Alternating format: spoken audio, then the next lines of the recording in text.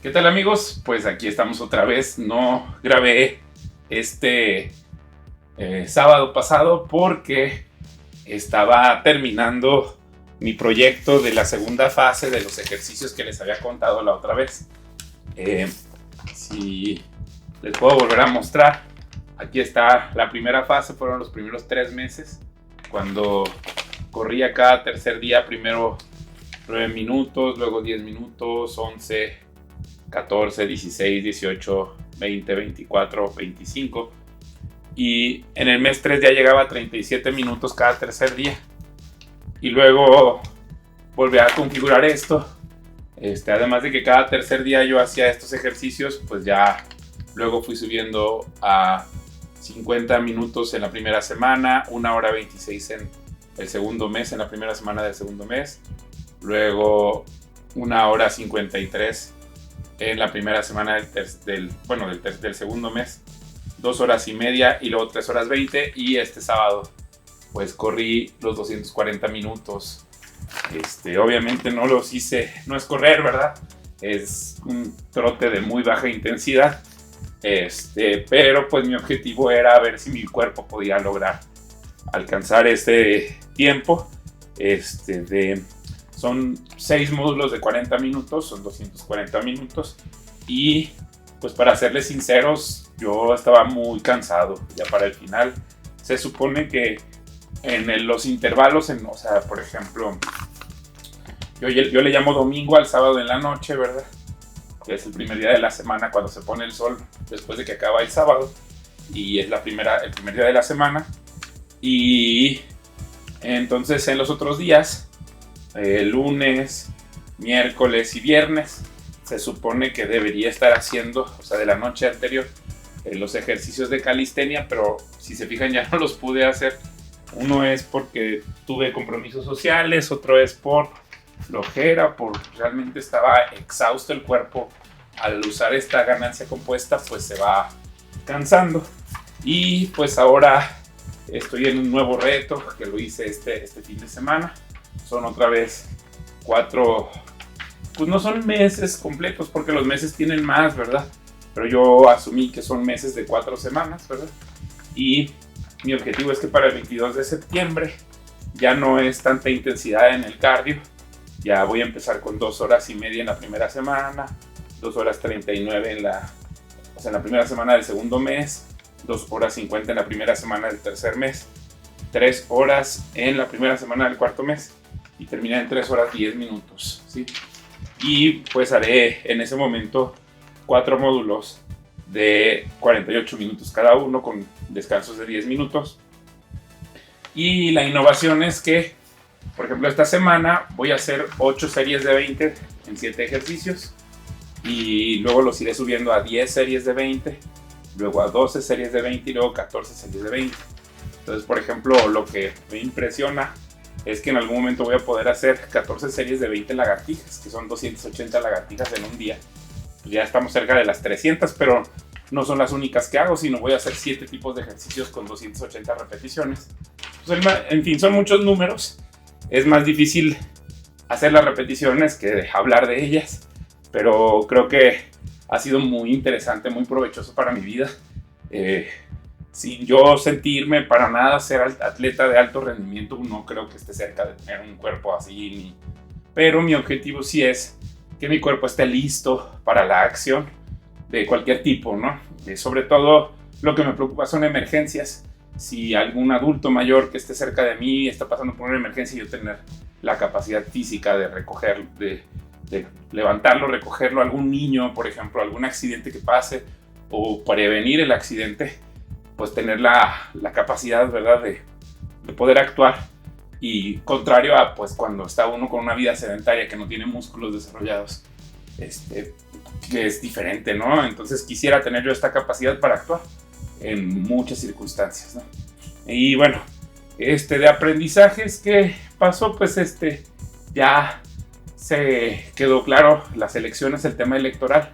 Creo que ya un poco lo hemos platicado, pero gana con una mayoría abrumadora Claudia Sheinbaum, casi 2-1 de diferencia, más bien 2-1 de diferencia. Y gana prácticamente tiene una mayoría en el Senado Constitucional. O sea, no hay duda de que Morena va a poder pasar todas las reformas constitucionales que quiera y sin tener que negociar, lo cual pues la oposición en este momento está diciendo que existe el riesgo de una dictadura, ¿verdad? De que se imponga nada más una sola visión del mundo o del país sin tener que consultar a nadie y que pasen las cosas así, fast track, ¿no? Lo cual de alguna manera López Obrador va a querer hacer para terminar su mandato diciendo pues que cumplió al pueblo con todas las cosas que él se había autopropuesto, lo cual luego esto deriva en una posible corrupción. Porque se supone que vivimos en una democracia y todas las voces se tienen que escuchar de alguna manera. Yo creo que también se abre un espacio nuevo con esta destrucción de la oposición política. Se abren muchas posibilidades para que las personas formen una oposición seria, ¿verdad? Todo eso que habíamos escuchado, lo que representaba Xochitl, pues tiene que morir, tiene que destruirse, como ahora pasó, ¿verdad? Que prácticamente el PRI no obtuvo diputados, me parece, o no, creo que no ganó ninguno por la vía de los votos de representación. Le van a dar algunos porque obtuvo algunos votos y existen algunas reglas que le regalan ciertos diputados, pero en general creo que la oposición existe porque tiene que tener asientos en el Congreso de la Unión, ¿verdad? Tú puedes ser una persona que se esté resistiendo al régimen, pero mientras no tengas asientos en el Congreso, pues tu voz es nada más como de alguien que está en resistencia, pero no está en la oposición. Para que sea la oposición tienes que tener poder, y el poder, por ejemplo, o espacios en el poder, ¿no? Entonces, en el caso del presidencialismo que se vive en México, pues el poder lo obtiene, en este caso, Claudia Sheinbaum, que ganó la elección federal, y el poder ejecutivo pues tiene varios niveles, ¿verdad? Está federal, está el estatal, está el municipal. Entonces, mientras tú no hagas acciones para acceder al poder, en realidad no eres una oposición.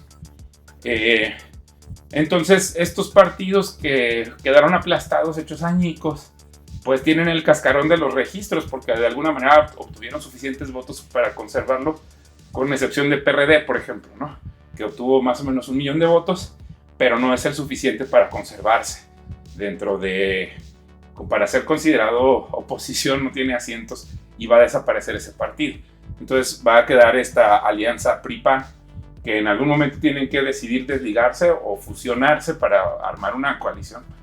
Resultó que, por ejemplo, el Verde Ecologista tiene más poder que el PAN, ¿no? Y que el PT resultó con más poder que el PRI, hablando de partidos pequeños. Entonces quedó muy fragmentado, ¿verdad? También es probable que la 4T cree su propia oposición en el Verde, en el Partido Verde, por ejemplo. Yo en algún momento pensé que Marcelo Ebrard, en un acto de dignidad, iba a decidir oponerse a la imposición de las candidaturas de Claudia Sheinbaum, que fue realmente muy desasiado. Fue una cosa que, pues a los ojos de todos nos dimos cuenta que se pasaron la ley por donde quisieron, ¿verdad? 3 años de campaña de Claudia Sheinbaum, sin contar los otros 3 que ya López Obrador decía que ella era su candidata, ¿no? Que es a lo que le llamamos el dedo encuestador. Entonces, pero no significa, por ejemplo, que lo que malamente hace la oposición, que criticar que no era necesaria una transformación. Claro que era muy necesario, claro que es obvio que el mexicano que se ha politizado se dio cuenta que no quiere volver al pasado, ¿verdad? Pero tampoco significa que lo que está ofreciendo López Obrador sea, o en este caso Claudia Sheinbaum, la verdadera solución, porque una cosa es las ideas teóricas, ¿verdad? O lo político, y la otra cosa es la práctica, ¿verdad? Entonces, yo creo que las personas que aspiren, ¿verdad?, a tener más alternativas hacia adelante, tienen que prestar mucha atención, no dar un cheque en blanco, ¿verdad?, al régimen, sino observar cómo una cosa es la retórica, una cosa es las palabras, los juegos de palabras, los refranes, las cosas que nos gustan, que nos hacen reír, ¿verdad? O ese rencor que se tiene al régimen que destruyó tantas oportunidades. Pero otra cosa es, a la hora del ejercicio del poder, ver si realmente solo están imponiendo su punto de vista.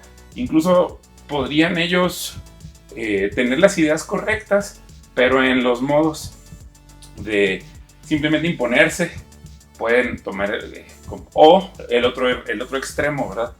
Escuchar todas las opiniones y como la mayoría decide que algo es, no necesariamente escoger lo mejor, ¿verdad? Que ese también sería, por ejemplo, en este tema de la reforma judicial, que existen muchas preguntas, ¿verdad? Que por un lado López Obrador de su forma burda dice que se elijan los jueces por vía popular. Y no, aunque puedes encontrar como los detalles de su reforma, yo no soy especialista jurídico, pero si es muy parecido a lo de la reforma de las pensiones, entonces claramente no tiene un sustento técnico. El tema, por ejemplo, de las pensiones, yo te lo puedo decir, no está sustentado con la realidad de lo que significa prometerle a una persona que le van a dar una pensión conforme a la inflación. No existen muchas herramientas, o al menos la configuración actual no puede garantizar que se le paguen a las personas eso. Hacer esa promesa creo que va a ser muy costoso para el presupuesto. Y yo quiero suponer que el tema de elegir a los jueces, pues es como decir que el más popular del salón sea el juez del salón, ¿verdad?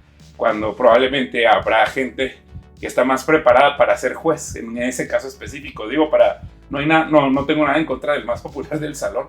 En algún momento yo llegué a hacerlo, pero no significa que por ser el más popular sea el que tenga el mejor juicio para determinar que algo está bien o está mal, ¿verdad? O para interpretar la ley para dar justicia. Entonces, creo que por un lado López Obrador tiene razón en decir que el sistema judicial está cooptado, pero no necesariamente lo que él está proponiendo es lo correcto. Y bueno, todo esto me lleva, obviamente, a siempre concluir que lo más lógico es trabajar para el evangelio, ¿verdad? ¿Y por qué? Porque la gente en este actual te dicen, acuérdate de la separación de la iglesia y el Estado, ¿no? Que la hizo Benito Juárez. Y hay que tener mucho cuidado con los dogmas, ¿sí? Porque este tema de hablar dogmáticamente no da espacio a la reflexión o al intercambio de ideas. Simplemente te digo, mi idea es la correcta y entonces no permites comprender que podría haber otra realidad diferente. Entonces, como yo veo el mundo, ¿sí? Jesucristo, cuando fue llevado ante Poncio Pilato, recibió una sentencia de muerte de parte del gobierno en turno.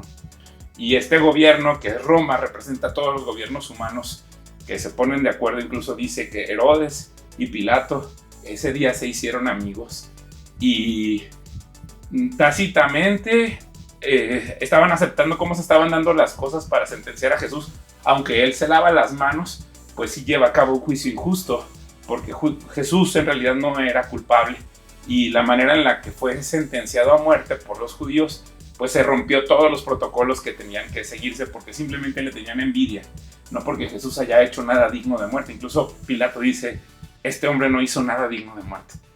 Y sin embargo, la presión política por simplemente elección popular, que todos estaban gritando en ese contexto de votaciones, sentenciaron a Jesús a muerte. Y eso es lo que estoy tratando de decir, pues que no siempre la idea de la democracia y que todos griten crucifícalo significa que es lo lógico que hay que hacer, ¿no? Y en este caso, cuando Jesús es sentenciado a muerte, Pilato pone en su letrero, Jesús Nazareno, rey de los judíos. O sea, le está diciendo al gobierno romano que este hombre es el rey de los judíos. Hasta se molesta a los judíos y dice, no, que no digas eso, di que él dijo que era rey de los judíos. Y Poncio dice, no, lo que yo he escrito, escrito está. Entonces, cuando lo sentencian a muerte, el gobierno de ese entonces, que es el gobierno romano, Jesús es primero azotado por el mismo ejército, porque recordemos que el poder del César, de ese ejército romano o del imperio romano, se basaba en sus ejércitos. Entonces eran la forma, o sea, Roma era un imperio que se basaba en las diferentes legiones, ¿sí? Eran como manadas de lobos, y estas manadas de lobos tenían a su jefe, y de estas manadas se imponía al nuevo emperador. Y así pasa después, son los mismos jefes militares los que terminan siendo pues los jefes de ese imperio. En algún momento quisieron que fuera como que se pasara de un hijo a otro, pero siempre en el Imperio Romano, casi siempre, la norma era golpes de estado para llegar al poder. Entonces en ese momento Poncio Pilato no solo era un jefe militar, político, sino que también era un jefe religioso. Y cuando lo sentencia a muerte, los mismos soldados son los que pues ejecutan esta sentencia. Golpean a Jesús, son expertos en ejecutar esta sentencia. Si no la ejecutan, su vida está en riesgo porque significa que están desobedeciendo al Imperio Romano. Y ellos mismos son los que se aseguran de clavarlo, ¿verdad? De crucificarlo, de levantar su cuerpo, de establecer esta máquina. Se quedaba así colgado, se le doblaban los huesos.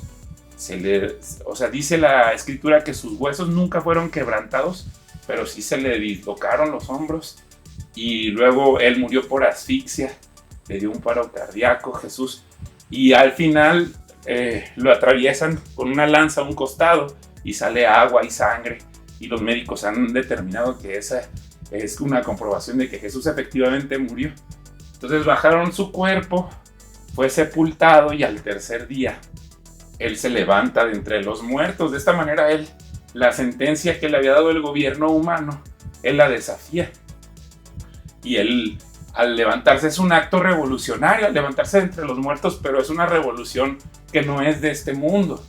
No es una revolución que tiene que ver con levantarse en armas y matar personas, sino que él se despierte, que su espíritu y su alma hayan bajado, ¿verdad?, a la profundidad del abismo a predicar a los muertos, sí, a los que están muertos en el Hades. Y después del tercer día él se levanta de entre los muertos. O sea, él no muere, o sea, muere su cuerpo, pero él no muere, Cristo. Y cuando Cristo vuelve a resucitar su cuerpo y se regenera en un cuerpo celestial, pero es capaz de comer, entonces él es puesto como rey de reyes y señor de señores. Entonces ya no hay ningún gobierno que pueda gobernar sobre Cristo, ¿sí? O sea, el libro de Daniel habla que cada nación tiene un ángel, que pueden ser potestades celestiales. Y básicamente lo que hacemos nosotros en la iglesia, cuando predicamos el evangelio, le predicamos también a las autoridades celestiales que están en las ciudades diferentes, ¿verdad? Yo les platicaba que voy a la plazuela de Vaca Ortiz de aquí de Durango, y esa le llamaban la plazuela de la muerte porque ahí colgaban a las personas en la Inquisición. Entonces es obvio que la gente dice pues separación de iglesia y Estado, porque ese tipo de sentencias donde la iglesia, por dogmática, la iglesia católica destruía a la gente y la perseguía para quitarle sus bienes y confiscárselos y quedárselos, pues era un saqueo, ¿verdad? Obviamente eso está mal, eso es despojo, ¿verdad? Todo eso tiene que desaparecer, pero no significa que en la realidad, aunque el gobierno humano quiera separar esto, no significa que no existan estas seres celestiales, ¿verdad? O estas potestades, y tampoco se separa esto de la existencia de los gobiernos. O sea, no porque sean de campos diferentes, entonces ya mi mente nada más va a pensar en política y voy a ignorar el campo espiritual. Eso no se puede hacer porque la vida humana atraviesa todos los campos. O sea, en algún momento tú eres futbolista, pero en algún momento eres padre de familia o madre de familia, o eres primo de alguien, o eres vas a la iglesia y formas parte de la... Entonces el humano es imposible que nada más diga yo soy nada más un animal político y no tengo otro tipo de vida en otros campos o profesional, o es imposible. Entonces cuando alguien te dice con su dogma separación de iglesia y Estado, no significa que solo para hablar con esa persona tienes que olvidarte del resto de tu identidad. Todo lo contrario, nosotros dice la escritura que somos hechos a imagen y semejanza de Dios. De Dios proviene todas nuestras ideas de la justicia, de Dios proviene pues todas las cosas creadas, y de hecho dice la Biblia, o sea, Pablo nos explica, todas las cosas fueron hechas para Él es el que sostiene todas las cosas, y el propósito de Cristo es reconciliar todas las cosas hacia Él. Por eso su instrucción antes de salir, de irse, decía vayan y prediquen el evangelio a toda criatura, y el que creyere y fuere bautizado será salvo, y el que no será condenado. Y en otra parte dice, vayan y hagan discípulos, me serán testigos en Jerusalén, en Judea y hasta lo último de la tierra. Entonces, todo eso es como la instrucción del Rey de Reyes, que gobierna sobre todos los gobiernos, y él dice, hagan discípulos, vayan y prediquen por todo el mundo. Para mí esa es la prioridad es lo más importante.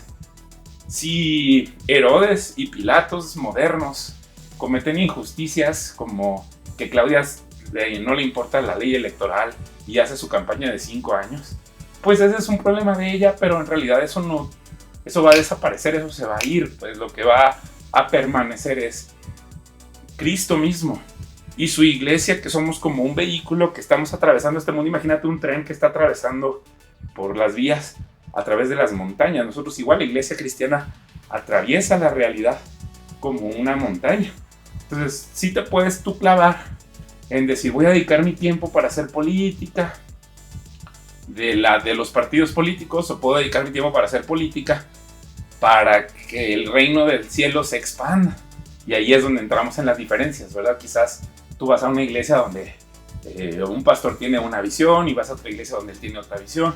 Entonces lo mejor es que tú dentro del cristianismo escojas en donde tu visión tiene que ver con la visión de lo que está haciendo el pastor, para que no vivas en desobediencia, ¿verdad? Y probablemente te toque estar en un lugar donde tengas que remar contra la corriente, pero lo primero es preguntar al Espíritu Santo si Él quiere que tú estés ahí. Y yo pienso que eso no exime que haya gente que quiera participar en la política de los partidos políticos que siendo cristiana, ¿verdad? Que alguien sueñe con ser diputado, está bien. Nada más que algo que yo he estado observando es que si tú formas parte de la Iglesia de Cristo, ya gobiernas en la ciudad en donde tú vives.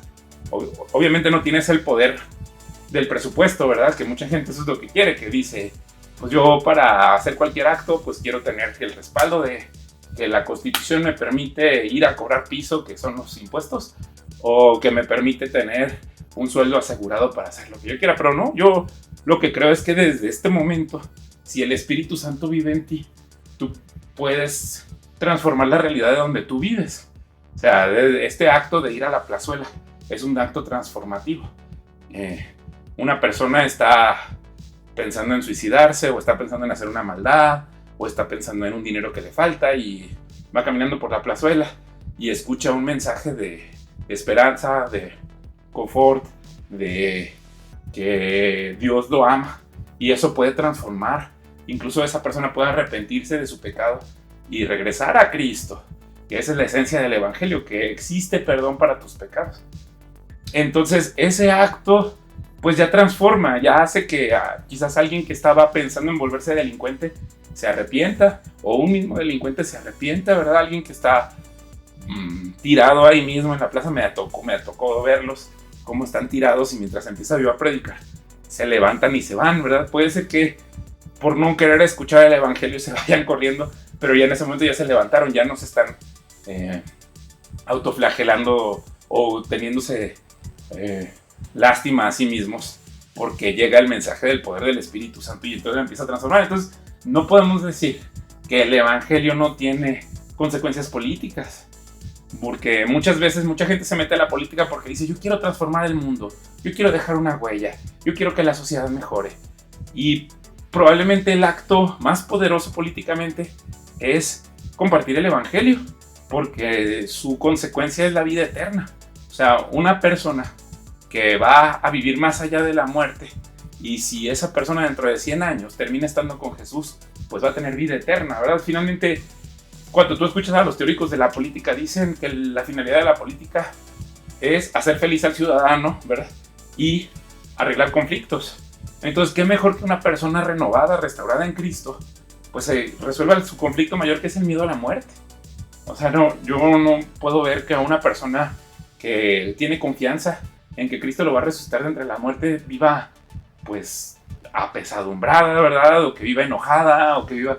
Creo que en cuanto resuelves tú el problema de dónde voy a estar dentro de los próximos 100 años, dónde va a estar mi vida, creo que eso resuelve pues muchas inquietudes y hace que tu vida tengas esta paz que solamente Cristo te puede dar. Y por lo tanto, pues, ¿qué sigas de la vida una vez que tienes esa parte resuelta? Disfrutarla al máximo, compartir, ser muy feliz, hacer más feliz a las personas que te rodean. Ya no traes ansiedad de hacerte rico de la noche a la mañana, porque tienes tu identidad en Cristo, que depende de que tú eres imagen y semejanza de Dios y que Cristo te ama. Como dice esa canción, ¿verdad? Cristo me ama porque la Biblia dice así. Entonces yo tengo certeza de que en la palabra de Dios encontraré la respuesta. Dios me ama, Dios me hizo a su imagen y semejanza, y a pesar de lo que yo haya hecho, Él tiene misericordia de mí y quiere que yo forme parte de su familia. Entonces, en general yo pienso que este mensaje, tal cual, es más transformativo que la cuarta transformación. O sea, está bien, y creo que aparte de como que queda muy por encima de esta discusión de que si la cuarta o la quinta transformación, honestamente me parece un invento lo que hicieron, lo que trata de hacer López Obrador, de decir que nada más hubo 3 grandes reformas. Creo que no, creo que hubo más conflictos y hubo más reformas que esas 3 o 4. Pero está bien, no hay que pelearnos con esta idea de la retórica de ir progresando, ¿verdad? Mi sueño es que México se convierta en una potencia mundial. Y yo creo que la potencia mundial se va a dar mientras las personas abandonen, ¿verdad? Su maldad, se arrepientan de sus pecados y vuelvan a Dios. Entonces la vida empieza a verse de otros colores, las ideas empiezan a fluir, empieza a ser más generoso, empiezan a ocurrir más una transformación realmente social, y se empiezan a atender todas las causas sin necesidad de que sea un régimen que esté dictando hacia dónde quieren que vaya, por ejemplo, la economía, ¿no? O gente que sea sumisa, ¿verdad?, a los mandatos de un gran líder que se siente reyesuelo. Que esas cosas, pues en realidad nunca van a transformar. A mí se me hizo muy curioso, yo anulé mi voto, le puse Jesucristo, y había gente dentro que son amigos muy queridos míos del régimen de Morena, que estaban tratando de cuestionarme que cómo es posible que haya traicionado a Claudia Sheinbaum y no haya votado por ella. Y yo les decía, pues es que se me hace lógico hacer eso, porque yo no voy a ser palero de lo que hizo para imponerse como candidata, y en general eso pasa en Morena. Morena tiene una pequeña cúpula que pone con un dedo encuestador los candidatos que ellos quieren, y eso no es mejor que lo que acaban de destruir, que es la oposición, ¿no? Entonces yo pienso que hay un gran espacio para hacer una nueva oposición más centrada en la realidad, ¿verdad? Más digna, que use la inteligencia. No estoy diciendo que debería estar libre de ideologías, porque todos tenemos ideologías, pero más abierta a comprender la realidad, ¿verdad? A refutar las mismas ideas que tienen acerca de la realidad, estarlas sometiendo y probando de que no siempre tienen la razón, pero sí buscando la verdad con curiosidad, ¿verdad? Y si se hace esto, pues se puede adoptar lo mejor de cada una de las cosas, ¿no? Se puede. O sea, el punto es que no tengas idolatría por un autor o por un ídolo falso, ¿verdad? Sino que tú trates de ver la realidad. Y yo creo que la verdadera verdad es Cristo Jesús, ¿verdad? Entonces, ¿qué estaría ideal? Pues algún presidente, algún gobernante que reconozca a Cristo, ¿sí? Pero que no sea, o sea, que sea una persona que se ha arrepentido para hacer que México defienda al pueblo de Dios. Y el pueblo de Dios no es nada más Israel, ¿verdad? Que son los judíos, que ahorita que existe esta falsa dicotomía de que a fuerza tienes que apoyar a uno y destruir a otro, ¿verdad? No necesitas promover la destrucción de nadie, porque el pueblo de Dios incluye también su iglesia. Entonces yo pienso que un país muy potente, que esa es una de las cosas que sostiene Estados Unidos, es que apoya las misiones, apoya al trabajo misionero que se está haciendo en todo el mundo para expandir el evangelio. Y la iglesia no ha dependido de que sea de su gobierno, pero su gobierno no se opone a que eso ocurra. Y existe esta ayuda en todo el mundo para que se predique el evangelio. Y creo que si México empieza a convertir sus ideas en eso, pues es lógico que toda la economía empiece a funcionar y el desarrollo, para que México se convierta en una especie de potencia mundial, ¿verdad? Falta mucho tiempo para eso. Yo voy a empezar ahorita con Durango, acabo de diseñar una idea. Yo creo que el mismo Espíritu Santo ha estado trabajando en mi vida y me ha estado inspirando para pensar en cómo contactar a todos los pastores de la ciudad de Durango. y uno por uno, ¿verdad? Buscarlos en sus oficinas, en sus eventos, buscar hacer una cita con ellos y ver cómo podemos apoyar a las misiones desde aquí de Durango. También tengo una idea de hacer una especie de fondo de distribución para que las aportaciones vayan a diferentes misioneros. Y creo que, por ejemplo, si en Durango logramos esto, Durango se va a convertir en una potencia de la ciudad, o sea, del país de México, pues. Esa es la idea que ahorita se me ha estado ocurriendo. Ya después de un año de estar predicando en la plazuela, probablemente esta semana es el Pentecostés. Probablemente este jueves es la última vez que lo hago. O lo seguiré haciendo, pero ya no tan semana por semana. O no sé, a ver si el Espíritu Santo tiene nuevas indicaciones. Pero por lo pronto ese es hasta donde se me ocurre que Durango se convierta en una potencia económica a través del apoyo de las misiones. ¿Ustedes qué piensan? Si escuchaste todo este video, pues me gustaría conocer tus comentarios. Si te parece una locura, también ponlo. Y pues muchas gracias por escucharme.